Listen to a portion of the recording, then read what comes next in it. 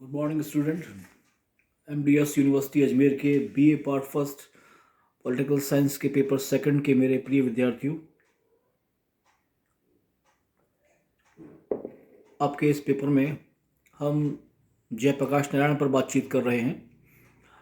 दो लेक्चर हमने उनके समाजवाद और लोकतंत्र पर लिए हैं। हमने जो उनका लेक्चर पिछला डेमोक्रेसी या लोकतंत्र पर लिया था, उसमें ये पाया था कि जयप्रकाश नारायण लोकतंत्र को स्वीकार तो कर रहे हैं, लेकिन वो उनकी कमियों के प्रति भी आशंकित हैं। मैंने आपको कल बताया था कि कोई भी शासन प्रणाली अपने आप में पूर्ण या कंप्लीट नहीं होती। समय के साथ साथ उसमें रखरखाव या मरम्मत की ज़रूरत पड़ती है। लोकतंत्र दुनिया की सबसे लोकप्रिय शासन प्रणालियों में से एक है, कहीं कोई इस पर शक शुबा नहीं है। लेकिन इसके साथ साथ एक दूसरी बात भी चलती है कि लोकतंत्र में कुछ कमियां समय के साथ आ जाती हैं। अब उनको ठीक कैसे किया जाए? जैसे जयप्रकाश नारायण ये मानते हैं कि भारत का जो वर्तमान लोकतंत्र है, जो उस समय चलन में है, आज़ादी के बाद की बात हम कर रहे हैं, उसके लिए उन्होंने एक शब्द इस्तेमाल किया है, निर्वाचित अल्पतंत्र, इलेक्टेड ओलिगार्की। ओलिगार्की का अर्थ देखिए ये होता है वर्ग तंत्र का, कि एक खास वर्ग है, खास तबका है समाज का, वही चुनाव में खड़ा होता है, वही जीतता है। जनता के पास ज्यादा चॉइस नहीं होती, क्योंकि हर पार्टी में वो एक समूह हावी है और आपको उनमें से चुनाव करना है। जब भी चुनाव होते हैं तो आपका जो एरिया ऑफ सिलेक्शन है, चुनाव का जो एरिया है, बड़ा लिमिटेड या सीमित हो जाता है। जयप्रकाश नारायण की किताब का नाम है वाई डेमोक्रेसी, लोकतंत्र क्यों। उसमें उन्होंने इस बात का जिक्र किया है कि मैं भारत के लिए लोकतंत्र का पक्षधर हूं, लेकिन इसमें कुछ बदलाव जरूरी है। क्योंकि हुआ यह था कि हमने जब संविधान अपना बनाया और लागू किया तो पार्लियामेंट्री सिस्टम हमने ब्रिटेन से लिया। ये आपने पढ़ा है 11वीं 12वीं क्लास में, और पेपर फर्स्ट जो आपका है उस पर भी आपके टीचर जो पढ़ाएंगे आपको बताएंगे। लेकिन ब्रिटेन का जो सोशियो इकोनॉमिक एनवायरनमेंट है, सामाजिक आर्थिक जो वातावरण है और जो समाज की संरचना है, भारत से काफी अलग है। तो उस मॉडल को यहां पर फिट कर पाना आसान नहीं होता। जयप्रकाश नारायण ने भारत के लिए एक नए सिस्टम की वकालत की थी, समर्थन किया था, जिसको उन्होंने नाम दिया था दल विहीन लोकतंत्र, पार्टीलेस डेमोक्रेसी। अब जब जेपीए विचार दे रहे हैं तो लोग बड़े चौंके हैं। आप ध्यान रखें इस चीज का कि इनडायरेक्ट डेमोक्रेसी में या अप्रत्यक्ष लोकतंत्र में तो जो भी खेल होता है चुनाव का, संघर्ष, वैचारिक मुद्दे, तनाव, आपसी तकरार, वो सारी की सारी पार्टीज के बीच में होती हैं या अलायंस होते हैं, पर वो गठबंधन भी पार्टियों के ही होते हैं। लेकिन ऐसे में कोई व्यक्ति ये बात कहे कि पार्टी हो ही ना हो, चुनाव हो जाए, ये जयप्रकाश नारायण की एक मौलिक देन मानी जाती है, पार्टीलेस डेमोक्रेसी। उनका मानना यह था, इसके पीछे ये हमने पहले बात कर ली है, कि जब आप किसी पार्टी विशेष से टिकट लेकर चुनाव लड़ते हैं और जीतते हैं, तो फिर आपकी जो कमिटमेंट है, आपकी जो प्रतिबद्धता है, वो बजाय देश के विकास के होने के, जनता के विकास के होने के, वो बेसिकली उस पार्टी से इन्वॉल्व हो जाती है जिसके के टिकट पर आप जीते हैं। और इसकी कीमत चुकाती है जनता, क्योंकि शासन का उद्देश्य जन कल्याण है, वेलफेयर है। लेकिन उसकी जगह पर होने नहीं लगता है कि आप किसी पार्टी विशेष के पक्ष में अपने क्रियाकलाप, योजना निर्माण करने बैठ जाते हैं। तो सफर कौन कर रहा है? जनता, जिसके लिए शासन बना है और आगे चल रहा है। जयप्रकाश नारायण ने इसका सुझाव यह दिया है कि यदि पार्टी नहीं होगी तो जो भी जनप्रतिनिधि होंगे वो पार्टी के दायरे से ऊपर उठेंगे और फिर वो जन कल्याण की बात करेंगे, क्योंकि उस वक्त उनके पास कोई चॉइस नहीं है।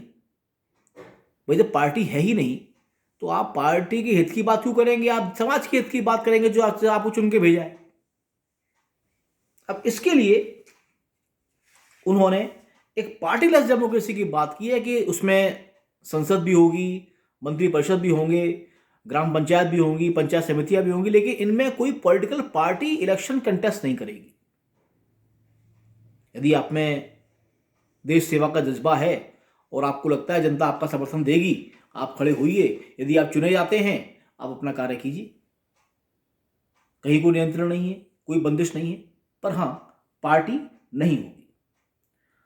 अगला जो उनका लोकतंत्र पर सुझाव है वो है इनडायरेक्ट इलेक्शंस की एक नई पद्धति या अप्रत्यक्ष निर्वाचन की नवीन पद्धति। ये देखिए महत्वपूर्ण है। अभी आप देखते होंगे हमारे यहाँ इलेक्शन होता है, वो अप्रत्यक्ष तो है, लेकिन फिर भी उसमें कुछ गड़बड़ियां हैं। जयप्रकाश नारायण उसको देख रहे हैं। उन्होंने पाया है कि इसके स्थान पर एक ऐसी पद्धति होनी चाहिए जिसमें सबसे निचले स्तर पर गांव। देखिए ये गांधीवादी हैं और गांधी का जो विचार था सर्वोदय, सबका उदय, उससे बड़े प्रभावित हैं और इस बात को अच्छी तरह मानते हैं कि भारत की जो मुख्य जनता है वो गांव में निवास करती है। यदि उसका विकास नहीं होगा, शहर तो हैं कितने, ज्यादा नहीं है। आज भी भारत में 5 लाख से ज्यादा गांव हैं। हाँ ये अलग बात है कि हमने गांवों को आधुनिक किया है, उनको शहरी जो सुविधाएं हैं जो शहरों में पाई जाती थी पहले, वो अब गांवों तक पहुंच रही हैं। लेकिन गांव बेसिकली भारत के अंदर 5 लाख की संख्या में मौजूद है और जहां करोड़ों की आबादी निवास भी कर रही है। तो जयप्रकाश नारायण ने जो अप्रत्यक्ष चुनाव पद्धति की बात की है वो यूं है कि ग्राम सभा, इसमें गांव के सभी जो युवा व्यक्ति हैं जो एक निश्चित आयु प्राप्त कर चुके हैं वो उसके सदस्य हैं। ये जो ग्राम सभा है और मतदाता परिषद, ये दोनों मिलकर चुनाव करेंगे। यानी प्रत्येक गांव की जो ग्राम सभा उसकी मतदाता समिति है वो अपने गांव से 2 प्रतिनिधि चुनेगी और ये जो प्रतिनिधि होंगे इससे बनेगी मतदाता परिषद। अब ये सारे जब इकट्ठे हो जाएंगे मतदाता परिषद में, तो मतदाता परिषद अपने में से 2 का चुनाव करेगी और फिर चुनाव करेगी कि इनमें से किसको भेजा जाए, विधानसभा में या लोकसभा में, राज्य विधायिका या संसद में। और यहां जयप्रकाश नारायण ने एक बड़ा मौलिक सुझाव दिया है, इस पर आप ध्यान दीजिएगा। अभी का जो हमारा सिस्टम है, आप देखते होंगे अभी हाल ही में चुनाव हुए हैं अपनी स्थानीय संस्थाओं के, ग्राम पंचायतों के, जिला परिषद के, नगर परिषद के, नगर निगमों के चुनाव भी खत्म हुए ना राजस्थान के अंदर। आप देखिए, आपको अक्सर अखबार में पढ़ने को मिलेगा साहब 1 वोट से जीता, 2 वोट से जीता, 15 वोट से जीता। अब किसी मतदाता के जो मतदान क्षेत्र है, मान लीजिए उसमें 1000 वोट थे और आप 15 वोट से जीते हैं, तो इसका मतलब ये हुआ कि अगर आप 2 ही उम्मीदवार थे, हम कल्पना करते हैं, तो एक को वोट मिले हैं 1015 और एक को मिले हैं 985, तभी तो 15 वोट का अंतर आ रहा है। इसका मतलब जिसको 985 मत का समर्थन प्राप्त है वो कोई आपसे बहुत पीछे तो नहीं है। हमारा जो सिस्टम है उसमें यह है जिसको अधिकतम वोट मिले हों, चाहे वो अधिकतम कितने ही न्यूनतम क्यों ना हो। अब देखिए इस चीज को बारीकी से समझिएगा। राष्ट्रपति का जो चुनाव होता है, आपने पढ़ा है स्कूल में, मैं समझता हूं, और इस साल भी आप इसको पढ़ेंगे। उसमें एक सिस्टम काम करता है, कोटा सिस्टम, कि कम से कम इतने वोट तो आपको मिलने चाहिए, 50% + 1 वही राष्ट्रपति बनेगा। लेकिन हमारे जो अन्य चुनाव हैं उसमें फॉर्मूला लागू नहीं होता। जयप्रकाश नारायण का यह मानना है कि कम से कम एक निश्चित मत तो उस व्यक्ति को मिलने ही चाहिए जो कि इस मतदाता परिषद द्वारा चुनकर भेजा जा रहा है संसद में या फिर विधानसभाओं में। उसके लिए उन्होंने ओपन छोड़ा है कि वो एक फिगर तय कर लिया जाए, कितना है वो, 35% या 40% या 50%। उससे कम यदि वोट उसको मिले हैं तो नहीं जाएगा। अब आप समझ रहे होंगे, इसका मतलब ये हुआ कि जो व्यक्ति इतने प्रतिशत वोट पाकर वहां जा रहा है वो जनता का वास्तविक प्रतिनिधि है। जनता इतनी तो उसके साथ पे कम से कम है। तो जब जनता उसके साथ है तो वो उसके लिए कार्य करने के लिए जिम्मेदार भी है।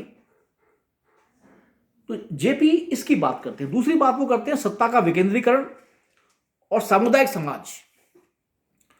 विकेंद्रीकरण नाम से स्पष्ट है कि शक्ति एक व्यक्ति या किसी एक दल के स्थान पर केंद्रित नहीं होनी चाहिए। दल तो खैर है ही नहीं, जेपी ने मना ही कर दिया है। एक व्यक्ति या किसी एक संरचना के आधार पर शक्तियां सारी इकट्ठी नहीं होंगी, बल्कि वो बटी हुई होगी। जैसे सबसे निचले स्तर पर होगा ग्रामीण समाज। गांव अपने आप में ऑटोनोमस या स्वायत्त इकाई होगी। गांव के जो छोटे मोटे क्रियाकलाप हैं उसके लिए ग्राम पंचायत और अन्य सदस्य मिलकर काम करेंगे, और इसके ऊपर क्षेत्रीय, जिला स्तरीय, प्रांत स्तरीय और राष्ट्रीय समुदाय होंगे। जैसे ग्राम स्तर, अगला स्तर जिला स्तर, तीसरा प्रांत का स्तर, प्रांत का मतलब राज्य, और अगला राष्ट्रीय स्तर। लेकिन इन सब में एक चीज वो कॉमन मानते हैं, वो है सामुदायिक निर्णय और विकास। कि कोई भी फैसला जब किया जाए तो उसमें समुदाय की राय ली जाए और फिर आगे बढ़ा जाए। जैसे गांव में सहकारी समिति, चाहे बीजों की खरीदारी हो, किसानों को सस्ती दर में सामान उपलब्ध कराना हो, उनकी फसल को बेचना हो, खरीदना हो, ये सारे काम एक समिति के द्वारा किए जाएं जो कि गांव के लोगों से मिलकर बनी हुई हो। कोई बाहर वाला व्यक्ति उस पर इन्वॉल्वमेंट अपना ना रखे। और इसके माध्यम से वो ये चाहते हैं कि सत्ता का विकेंद्रीकरण हो। गांव बनेंगे आत्मनिर्भर, शहर और गांव के बीच में तालमेल होगा, शोषण नहीं होगा। जैसे अभी आप देख रहे होंगे ये जो मामला चल रहा है किसान बिल वाला, आपने एक चीज नोट की होगी, इसमें ग्राम की सिस्टम में और शहर के सिस्टम में तालमेल नहीं है आपस के अंदर। इसमें जो व्यवस्था उभर के सामने आ रही है वो कुछ इस टाइप की है कि साफ साफ लग रहा है कि किसी भी प्रकार का जो कम्युनिकेशन है वो विलेज लेवल और डिस्ट्रिक्ट या सिटी लेवल पे नहीं है। जयप्रकाश ये मानते हैं कि ये तालमेल होना चाहिए और पिरामिड के आधार पर सबसे नीचे गांव, उसके ऊपर जिला, उसके ऊपर प्रांत और सबसे ऊपर राज्य। अब देखिए पिरामिड को आप देखेंगे ना तो वो एक त्रिभुज जैसा होता है। सबसे ऊपर केंद्र है, लेकिन केंद्र का आकार छोटा है। सबसे नीचे ग्रामीण स्तर है। तो वो चाहते हैं कि हर स्तर का अपना एक स्वायत्त ढांचा हो जो सामुदायिक विकास पर आधारित हो। धन्यवाद।